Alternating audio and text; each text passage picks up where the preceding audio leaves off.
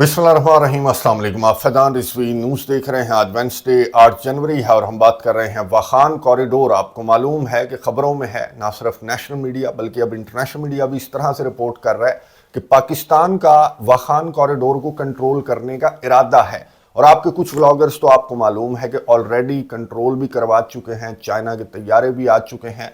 मैं कुछ व्लॉग्स देख रहा था जिनको बहरहाल तालिबान के ऑफिशियल्स ने मुस्तरद किया है, इस तरह के रिपोर्ट्स को डिनाई किया और ये भी कहा कि वाखान कॉरिडोर के अतराफ भी, यानी कि पाकिस्तान की साइड पर भी उन्हें कोई पाकिस्तान आर्मी की एक्टिविटीज़ नज़र नहीं आ रही। बहरहाल आग तो लगी है, इस वजह से धुआं भी उठ रहा है। वाखान कॉरिडोर और इसके अतराफ चल क्या रहा है, इस पर भी बात करेंगे। बहुत सेंसिटिव टॉपिक है, इसकी हिस्ट्री भी मैं आपको बताऊंगा स्किम स्कैन करके, इसकी इम्पोर्टेंस भी मैं आपको बताऊंगा वाखान कॉरिडोर की। और अगर ये मामला जंग की जानिब जाता है, जो कि रिपोर्ट्स के मुताबिक जाता हुआ नजर आ रहा है, तो कौन कौन से ममालिक डायरेक्टली या फिर इनडायरेक्टली इस जंग के अंदर इन्वॉल्व होंगे। और लास्ट बट नॉट लीस्ट, इस कॉरिडोर के साथ छेड़छाड़ करने का मतलब क्या है। इंटरनेशनल कानून के अकॉर्डिंग अगर इस कॉरिडोर के अंदर जंग होगी या फिर छेड़छाड़ होगी किसी भी मुल्क की जानिब से, तो उसका मतलब क्या है। बहुत इंपॉर्टेंट नुक्ता है जिसको ना सिर्फ नेशनल मीडिया, इंटरनेशनल मीडिया, सब के सब इस नुक्ते को बिल्कुल इग्नोर कर रहे हैं,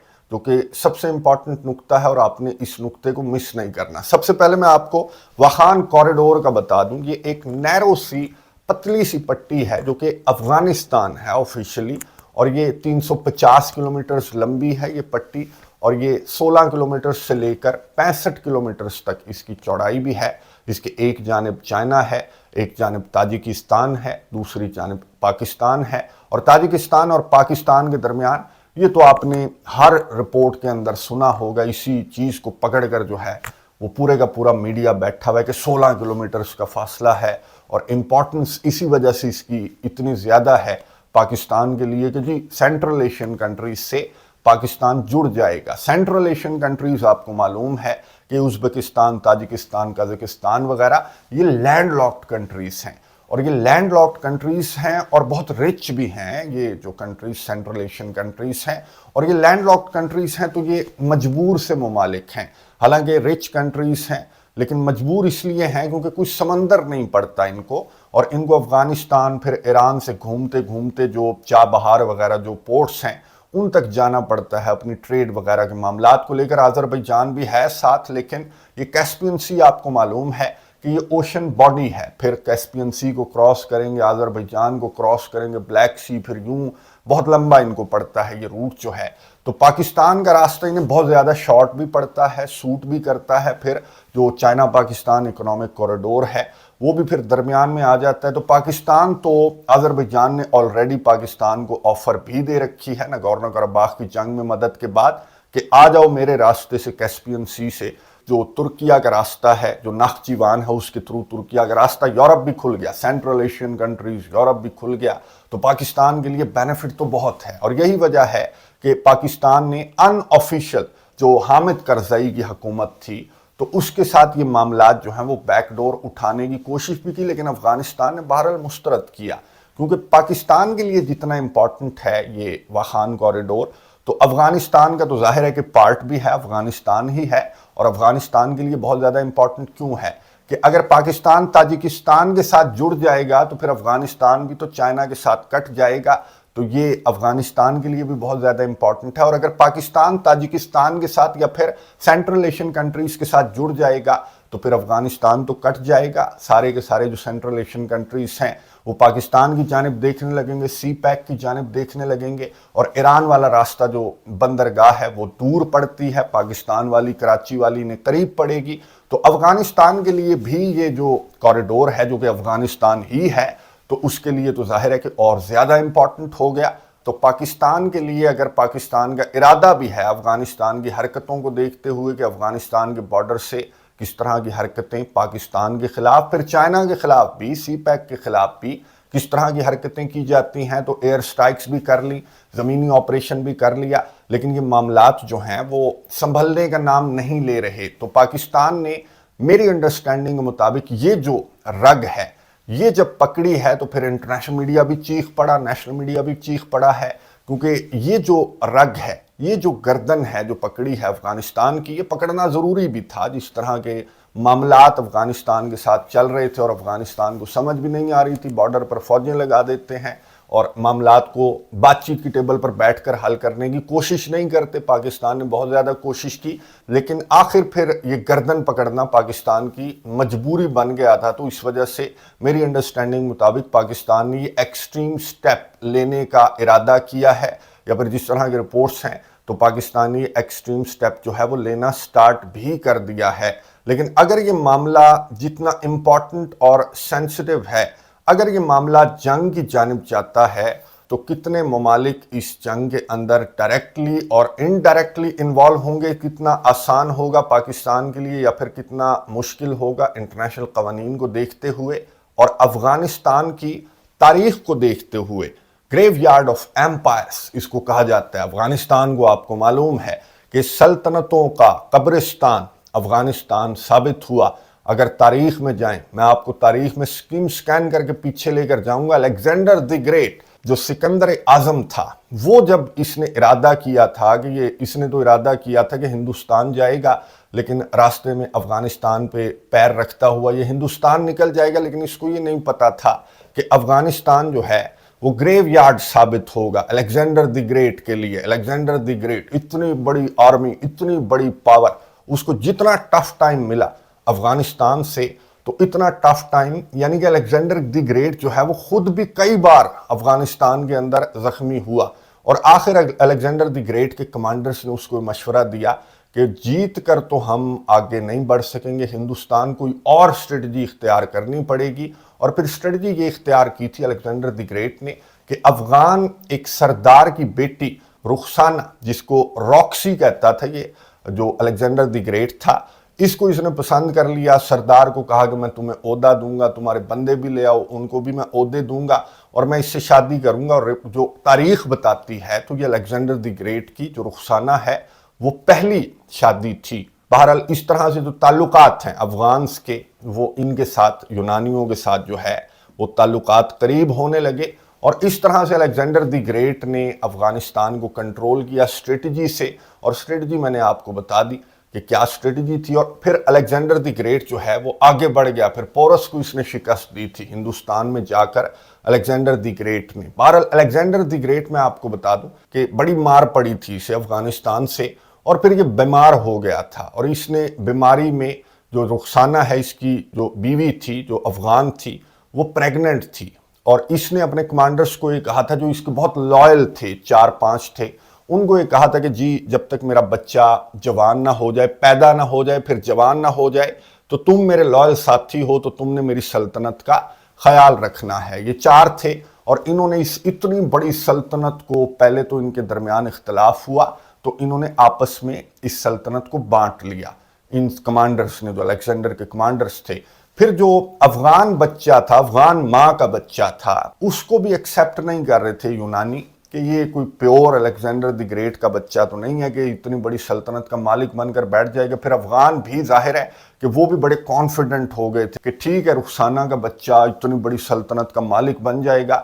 تو ایک جو وہ لائل کمانڈر تھا اس نے رخسانہ کو جیل میں ڈال دیا، اس کے بچے کو، اور آخر تاریخ یہ بتاتی ہے کہ اس نے مار دیا تھا ان کو، اور خود سلطنت کا مالک بن کر بیٹھ گیا تھا۔ لیکن ظاہر ہے کہ یہ جو کمانڈرز تھے الیگزینڈر کے، ان سے جنہوں نے ٹکڑے کر دیے تھے اتنی بڑی سلطنت کے، ان سے یہ ٹکڑے بھی سنبھالے نہیں گئے، اور پھر آگے جو ایمپائرز ہیں وہ آنا سٹارٹ ہو گئی تھی، افغانستان کو کنٹرول کرنا انہوں نے باری باری سٹارٹ کر دیا تھا۔ موریہ ایمپائر آ گئی تھی، جو چندر گپت موریہ تھا، اس نے بھی افغانستان کو کنٹرول کیا، پھر اشوکا نے بھی کنٹرول کیا۔ اشوکا تو جو ظلم و ستم ہے وہ دیکھ کر بدھسٹ بن گیا تھا، اور جب اشوکا بدھسٹ بنا تو ظاہر ہے کہ سارے کے سارے اس کے جو عوام ہیں وہ بھی بدھسٹ بن گئے تھے، اور بدھسٹ مذہب کے جو سائنس ہیں وہ آج بھی آپ کو افغانستان کے اندر ملیں گے، جو کہ اشوکا کے بدھسٹ ہونے کی وجہ سے سائنس ملے تھے۔ جو اسلام ہے وہ آیا تھا، ظاہر ہے کہ خلافت کے بعد اسلام آیا تھا۔ یہ تو میں آپ کو 400 BC کی بات بتا رہا ہوں، جب الیگزینڈر دی گریٹ آیا تھا یہاں پر، تو اسلام بہت بعد میں آیا۔ پھر جو خلافت ہے اس کا کنٹرول ہوا، جو امید امپائر ہے اس کا کنٹرول ہوا، پھر عباسی امپائر کا کنٹرول ہوا، फिर आगे बढ़ते हुए महमूद गजनवी, उनका कंट्रोल हुआ। मैं स्किम स्कैन करके आपको बता रहा हूँ, बहुत लंबी चौड़ी तारीख है, इसकी डिटेल में मैं नहीं जाऊंगा। चंगेज खान, जो चंगेज खान था, मंगोल्स कितने ताकतवर थे, कितनी बड़ी इनकी एम्पायर थी। और जब मंगोल ने अफगानिस्तान के अंदर कदम रखा तो मंगोलों के लिए भी ये ग्रेवयार्ड साबित हुआ था। मैं आपको बता दूं, तारीख बताती है, मंगोल ने कंट्रोल तो कर लिया था, जाहिर है कि बहुत जालिम और बहुत बड़ी एम्पायर थी इसकी, लेकिन इसको बहुत टफ टाइम मिला था यहाँ पर कि ये चकरा गया था। मंगोल जो था, जो चंगेज खान था, ये चकरा गया था कि ये कौन है, ये अफगानी जो हैं जिन्होंने इतना टफ टाइम मंगोल्स को दिया है। फिर मंगोल्स के बाद तैमूरी अंपायर भी यहाँ पर इसने राज किया अफगानिस्तान के इन इलाकों पर सारे के सारे। अब फास्ट फॉरवर्ड करके मैं आपको बता दूं कि मुगल अंपायर इस तरफ थी। मुगल अंपायर का तो आपको मालूम है, औरंगजेब, आलमगीर, और फिर ईरान की साइड पर नादिर शाह, फिर रंजीत सिंह भी था और अहमद शाह अब्दाली। ये जो खित्ते की कुछ बड़ी ताकतें थीं, इनके दरमियान जो है वो लड़ाइयाँ होती रहती थी। कभी रंजीत सिंह आगे बढ़ जाता था, कभी मुगल जो है वो लड़ पड़ते थे। बहरहाल ये जो लड़ाई चल रही थी इस रीजन के अंदर, इस खित्ते के अंदर, तो ये तो थी छोटे लेवल की लड़ाई। ये जो मुगलों की थी, या फिर नादिर शाह था, रंजीत सिंह था, फिर अफगानिस्तान के अंदर जिस तरह के हुक्मरान थे, तो ये मैं आपको बता दूं कि छोटे छोटे लेवल की लड़ाई थी।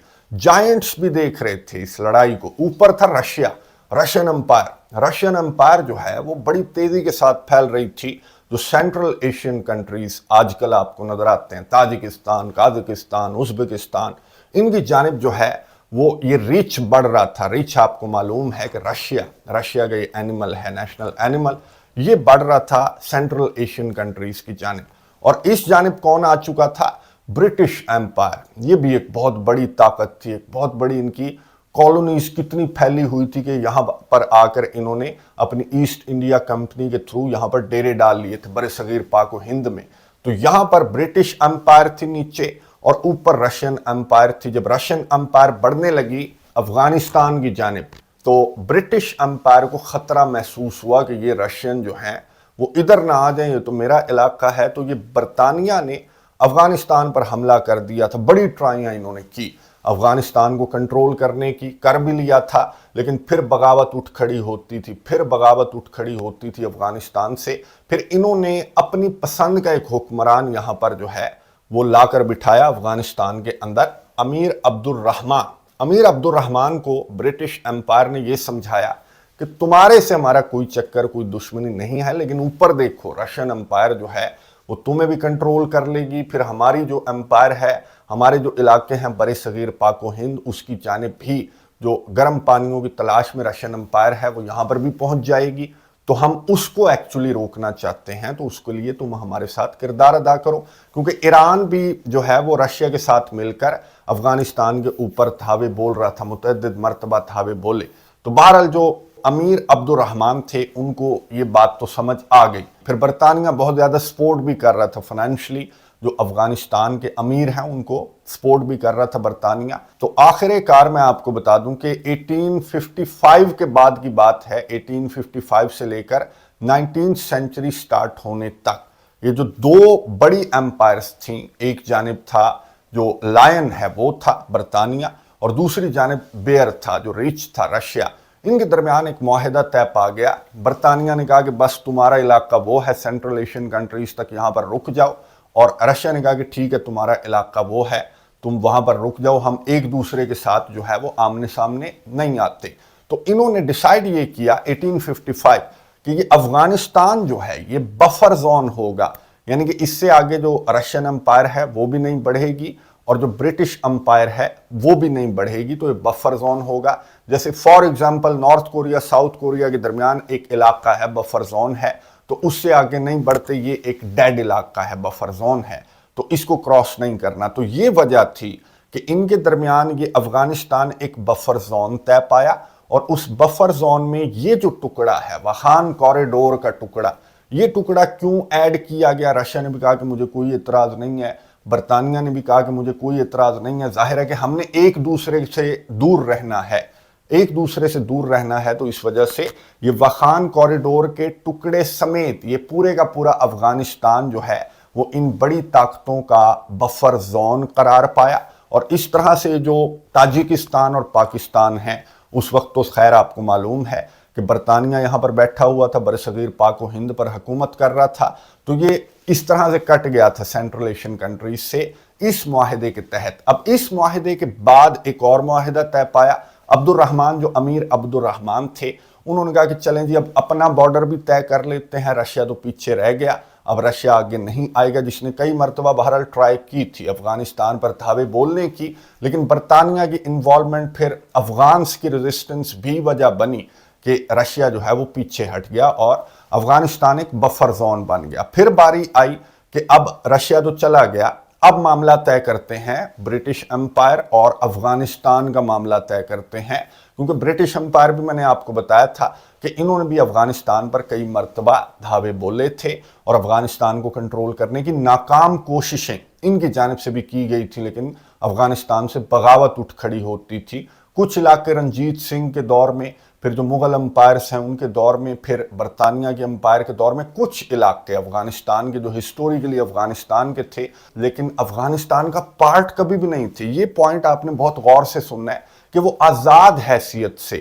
وہ جو علاقے ہیں وہ آزاد حیثیت سے رہتے تھے اور وہ افغانستان کا پارٹ بھی نہیں تھے۔ کلچرلی، لینگویج کے طور پر جو ہے وہ ریلیجن کے طور پر وہ افغانستان کے ساتھ بہت زیادہ اٹیچڈ تھے، لیکن وہ افغانستان کا پارٹ کبھی بھی نہیں رہے، وہ بالکل آزاد رہے۔ بہرحال یہ آگے چل کر میں آپ کو بتاؤں گا، سب سے امپورٹنٹ پوائنٹ ہے، اس کو آپ نے مس نہیں کرنا۔ برطانیہ اور جو امیر عبد الرحمن تھے ان کے درمیان اب بارڈر کے معاملات طے ہونے لگے، تو برطانیہ نے ایک خط لکھ کر بھیجا اور جو ڈورنٹ تھے ان کو بھیجا گیا کہ جی بارڈر کی مارکیشن کا جو معاملہ ہے وہ طے کر لیا جائے گا۔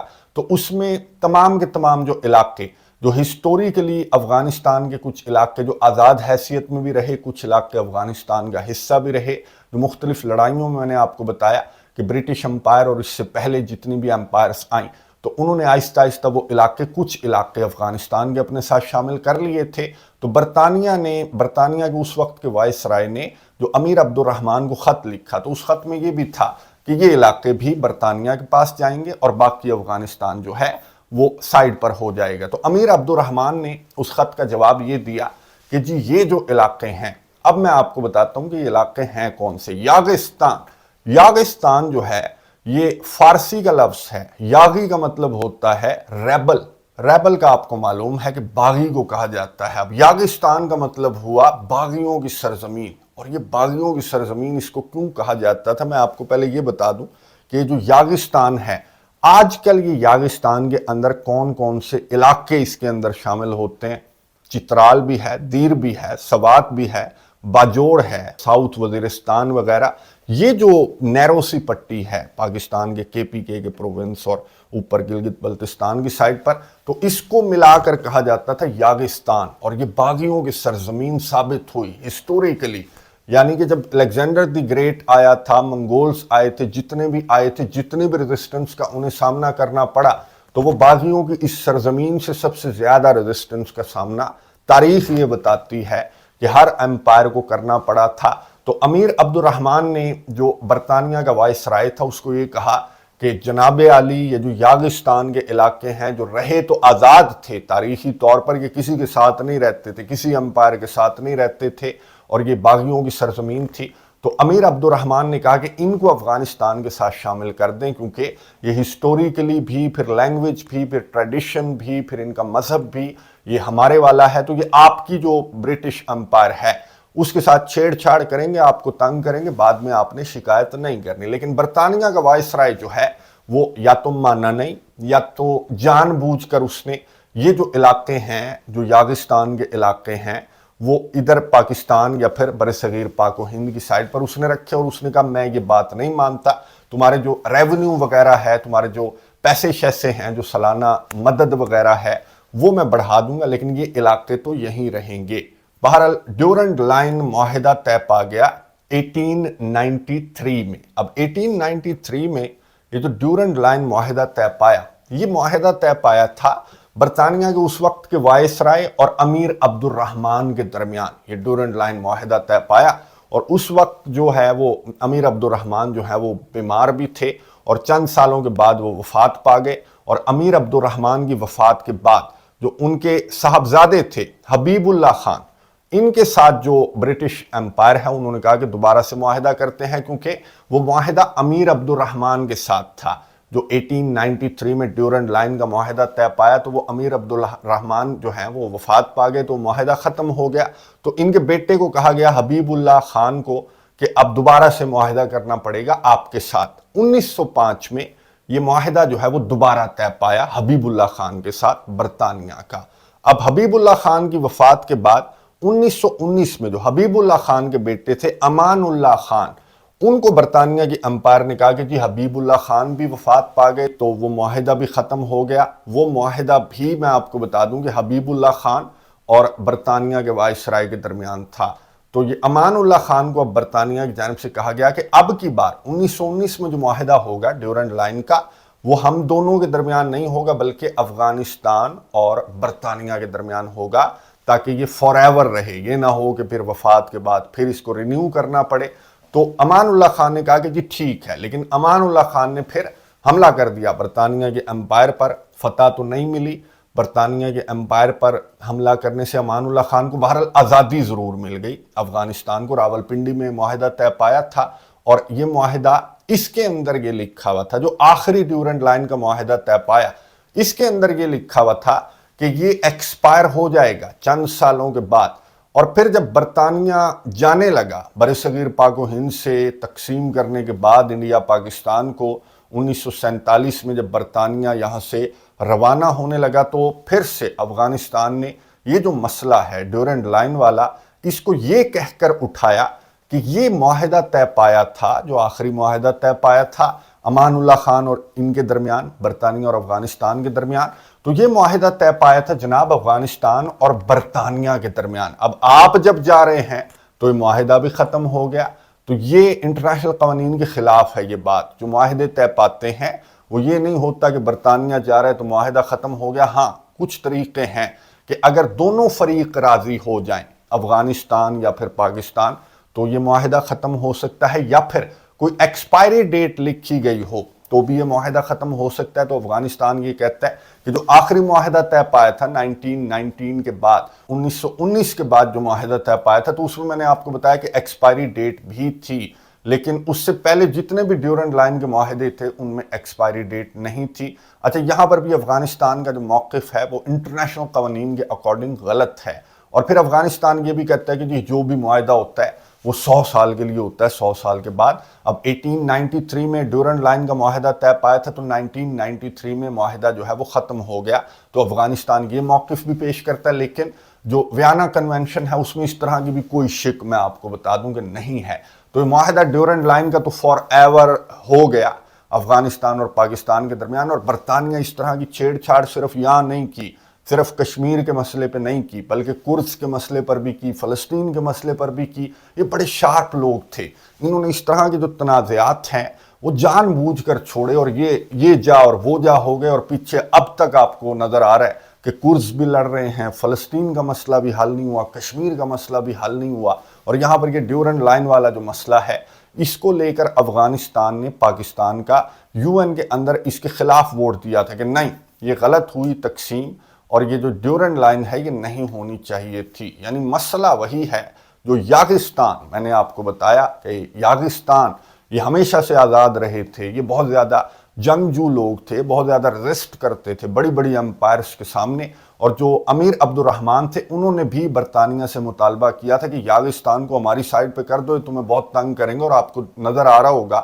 کہ اس سائیڈ پر، اس پٹی کے زیادہ تر علاقوں میں کس طرح کے حالات جب سے پاکستان آزاد ہوا، اور آج تک یہی وجہ ہے کہ پاکستان بھی جو واخان کوریڈور ہے اس کی جانب دیکھنے لگا ہے کہ اگر تم باز نہیں آؤ گے تو پھر یہ گردن تو پکڑنی پڑے گی پاکستان کو۔ لیکن اب یہ آپ کو سمجھ آ رہا ہوگا کہ یہ انٹرنیشنل قوانین میں ایک چھیڑ چھاڑ ہو جائے گی، جو چھیڑ چھاڑ تو خیر افغانستان نے سٹارٹ کی ہوئی ہے، کافی عرصے سے سٹارٹ کی ہوئی ہے، کیونکہ یہ تو ڈیورنڈ لائن کو مانتے ہی نہیں ہیں، لیکن شاید یہ بھول گئے تھے کہ ڈیورنڈ لائن کو اگر یہ چھیڑیں گے یا پھر ان علاقوں کے اندر چھیڑ چھاڑ کریں گے، پاکستان کے ساتھ چھیڑ چھاڑ کریں گے، تو پھر آپ کی گردن جو ہے وہ تو پاکستان کے ہاتھ میں بھی آ سکتی ہے۔ تو اگر ڈیورنڈ لائن کو ڈسٹرب کریں گے تو پھر پوری کی پوری ڈیورنڈ لائن ڈسٹرب ہوگی، क्योंकि ड्यूरेंट लाइन से पहले मैंने आपको बताया कि रशियन एम्पायर और ब्रिटिश एम्पायर के दरमियान भी एक मुआहिदा तय पाया था, और उस मुआहिदे के तहत ये जो अफगानिस्तान है ये बफर जोन करार पाया था, और उसको लेकर ये जो नैरो स्ट्रिप है वाखान कॉरिडोर की, इसके थ्रू इन्होंने खुद को अलहदा कर लिया था एक दूसरे से, और इस तरह से जो पाकिस्तान है और जो ताजिकिस्तान है, सेंट्रल एशियन कंट्रीज, वो कट गए थे। तो फिर ये मौक़िफ़ तो पाकिस्तान भी रख सकता है कि रशियन एम्पायर भी टूट गई, सोवियत भी टूट गई, बरतानिया भी चला गया, तो तुम बफर जोन भी नहीं रहे, तो लाओ दो ये जो वाखान कॉरिडोर है, हम सेंट्रल एशियन कंट्रीज से मिल जाते हैं। तो ये अफगानिस्तान जो है ये फंस चुका है अपने इस मौक़िफ़ को लेकर। जो ड्यूरेंट लाइन वाला मौक़िफ़ है ये इनको बहुत महंगा पड़ गया है, ये छेड़छाड़ इनको बहुत महंगी पड़ गई है, क्योंकि वहाँ से पाकिस्तान ने भी वो जो मुआहिदा था फिर तो वो भी एक्सपायर हो गया, क्योंकि रशियन एम्पायर भी चली गई, ब्रिटिश एम्पायर भी चली गई। तो लाओ दो ये जो कॉरिडोर है जिसके थ्रू ये दोनों एम्पायर्स जो हैं इनको जुदा किया गया था एक मुआहिदे के तहत, तो ये अफगानिस्तान जो है वो अपनी गलतियों का खमियाजा अफगानिस्तान भुगतेगा अगर ये वाखान कॉरिडोर वाला मामला जो है वो आगे बढ़ता है, या फिर पाकिस्तान वाखान कॉरिडोर को लेकर आगे की जानिब बढ़ता है। तो फिर ये स्टार्ट तो आपने किया ना ड्यूरेंट लाइन के मुआहिदे में ये कीड़े निकाल कर, तो फिर हिस्ट्री भी पढ़ लेते कि हिस्ट्री कहाँ तक जाती है।